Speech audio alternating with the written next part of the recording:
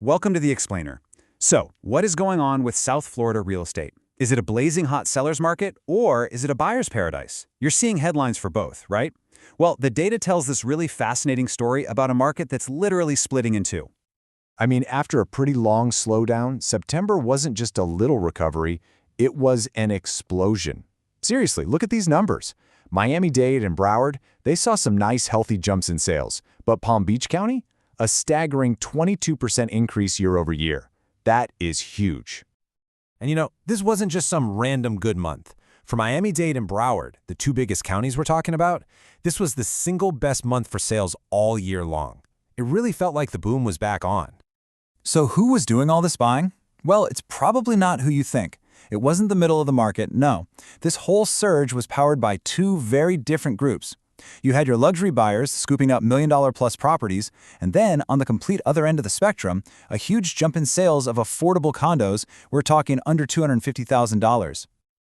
So what lit the fuse? What caused this sudden frenzy? Well, it was this number right here. Mortgage rates dropped to 6.19%, their lowest point in over a year. And that little dip? It was just enough to pull a flood of buyers who were sitting on the sidelines right back into the game. All that pent-up demand was just unleashed. Okay, so it's a red-hot seller's market again. Case closed, right? Well, not so fast, because at the exact same time these incredible sales numbers were coming out, other data was telling a completely different, and I mean completely different story. Yeah, let's just ask that question directly. Is it a seller's market? Because the answer is complicated. I mean, think about it.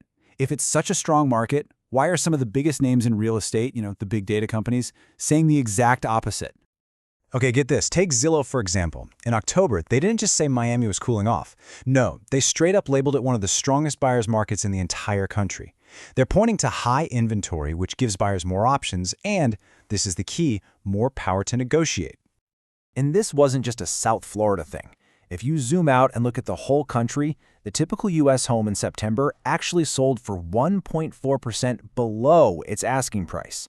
That means sellers everywhere were having to make concessions.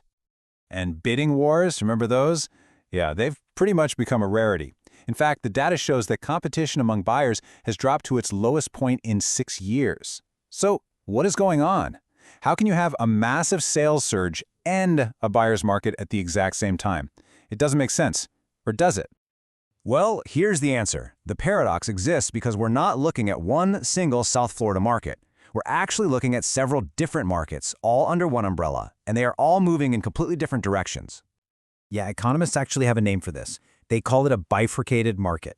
The easiest way to picture it is like a barbell, It's really strong at both ends, but kind of weak and thin in the middle. And that is a perfect description of what the data is showing us. So let's break down this great divide. First up, houses versus condos. It's a classic split. Demand for single-family homes is just relentless, so prices for those are holding steady, maybe even ticking up a little. But then you look at the condo market. It's a different world. There's way more inventory, and that's causing prices to flatten out, or in some cases, even drop. Okay, the second divide is even more dramatic. We're talking luxury versus the mainstream market. The middle of the market, it's slowing down. It's struggling with all these affordability pressures. Meanwhile, the ultra-luxury sector, it's having a phenomenal year. Sales of homes over $10 million are on track for their second best year ever.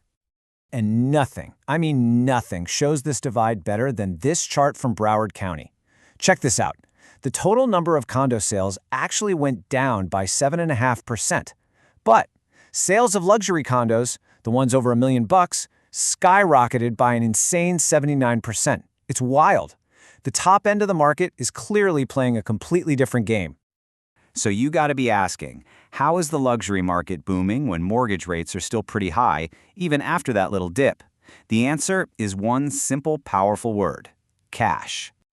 Just look at Palm Beach County. In September, an astounding 51% of all real estate deals were all cash. 51%! That is the highest ratio in the entire United States. It means more than half the market there is completely immune to mortgage rates. It's like they've built this powerful shield against what's happening everywhere else. Now, to really see this luxury phenomenon at its most extreme, we just need to zoom in on one tiny, ultra-exclusive island. Yep, we're talking about Fisher Island. It's this island enclave in Miami Beach that you can only get to by private ferry or yacht. It has become a global symbol of just extreme wealth. And get ready for this number. Fueled by a 65% year-over-year price surge, the median sale price on Fisher Island recently hit an astonishing $9.5 million for a median price. And that incredible number? It officially made Fisher Island the single most expensive zip code in the entire country. It actually dethroned some of those long-time California hotspots you always hear about. This is a big deal. It's the first time a Florida zip code has ever held the top spot.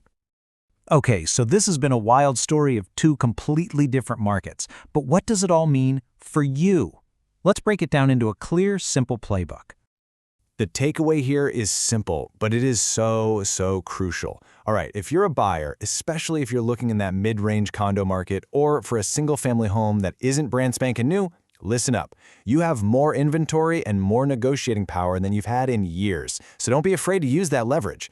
Now, for the sellers in that same space, it is all about one thing, your pricing strategy. It's paramount. In today's more selective market, overpricing your property is the fastest way to just have it sit there, while the homes that are priced right are still moving. So let's sum this all up. The bottom line is, South Florida is not one market. It's a collection of tiny micro markets. You've got the top end, which is insulated by this firewall of cash and global wealth. And then you have the middle, which is facing some very real affordability hurdles, and that is giving buyers more control. In an environment this complex, your strategy is absolutely everything. And that really leaves us with this final thought. In a market that's telling so many different stories all at the same time, success isn't about trying to time the market. No, it's about understanding which market you are actually playing in.